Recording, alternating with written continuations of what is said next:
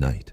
Voices carried by the wind, rituals of the ancient occult. A white light, charged with a strange enchantment, cut through the darkness.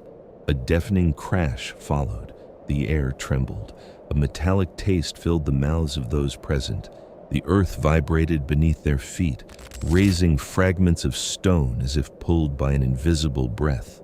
The voices ceased, giving way to screams of terror. The silence that followed was so dense that even the crackling of candles seemed an insult. A smell of burning and ozone hung over the altar.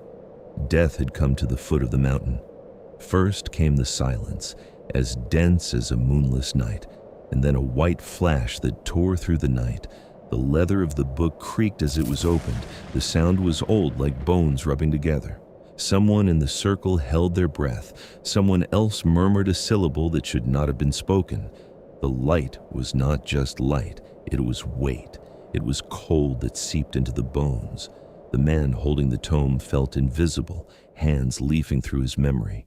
Images that were not his own passed before his eyes.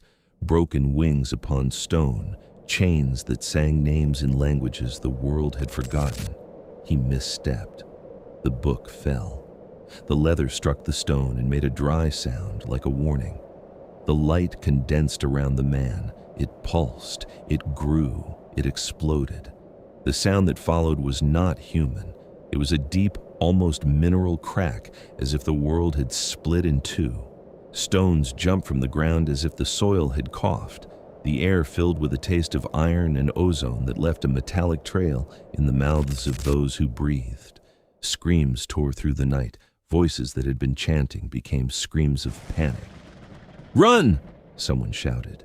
"If we stay here, we die!" Two men managed to escape the circle. They staggered to the trees, their black robes dragging among the branches. One leaned against a trunk, hands trembling, and looked back. The altar was smoking. On the pedestal, a symbol burned into the stone like a wound, a curved stroke broken by 3 lines. The mark seemed to suck the surrounding light, leaving the stone darker where it touched. "What was that?" asked the man softly, as if fearing the sound would betray him. "I don't know," murmured the other. "It wasn't supposed to." The sentence died in his throat. The world around him became a blur. A buzzing rose in his head. He tried to remember what they had recited, but the words escaped him like water through his fingers. A violent blow struck him in the back. The pain was sudden, precise, as if something had marked him with an invisible blade. He fell to his knees, his hands searching for the wound. He felt the cold of metal tearing through flesh. Warm blood stained the earth.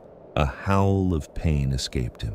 From the blackness, a figure materialized in the pale moonlight. It was neither shadow nor man.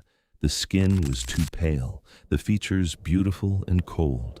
The eyes did not reflect the moon. They seemed to suck it in. The smile was a cut. There was a calm in its presence that made the air tremble. The wounded man tried to speak. The word that came to his tongue was a name that should not exist there. His throat failed him.